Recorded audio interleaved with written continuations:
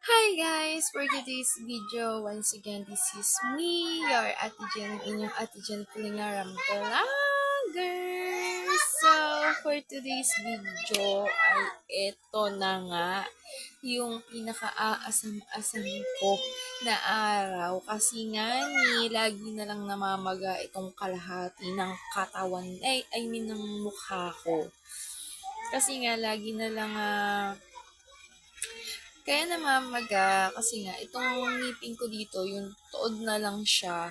Every time na may makakain ako na medyo matigas or alam mo yun, yung hindi niya na musuhan, bigla na lang kinabukasan, namaga na lang siya. Pero hindi siya masakit, pero maga. So, ito na nga,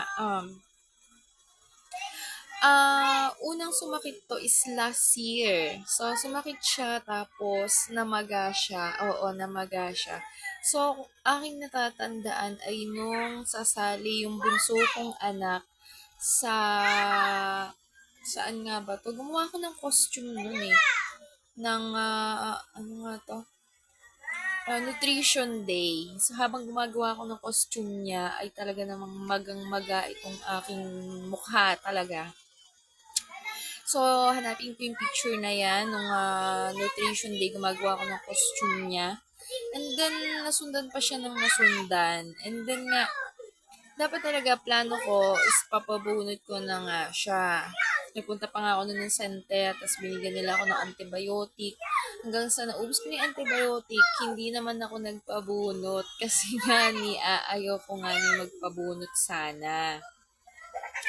Kasi ang isip ko, yung iba nga, tuod na rin yung ngipin nila, pero bakit hindi naman sumasakat at hindi naman namamaga, 'di ba? So, tinry ko na tiisin ng almost 1 year na siya.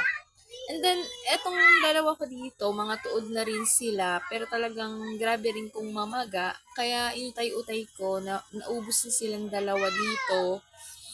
Then, sabi ko, kapag last week lang, March 13, siguro ako nagsimula pagmamaga ng ngipin ko is March 10, ganon. Kasi 11, 12, 13, graduation ng bunso namin, hindi ko yan makakalimutan.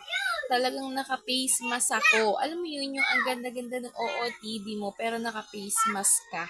Kasi nga, maga yung ganito ko, alam nga namang diba, expose mo sa tao, diba?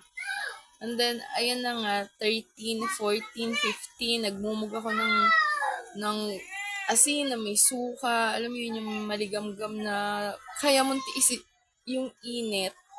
Tapos, mumug lang ako.